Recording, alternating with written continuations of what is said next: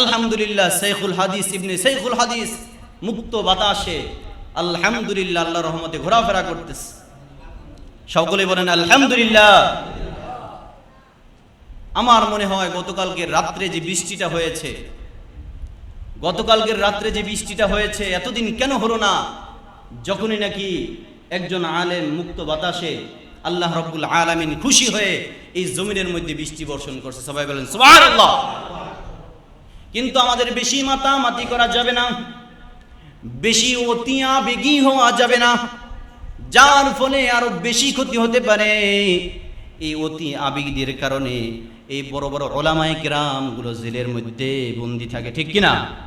অতি আবেগ দেখালে হবে না, ফালাফালি করলে চলবে না। আলেম ওলামা এদেশের জন্য রহমত, এদেশের জন্য আলেম ওলামা গাছের ছায়া স্বরূপ।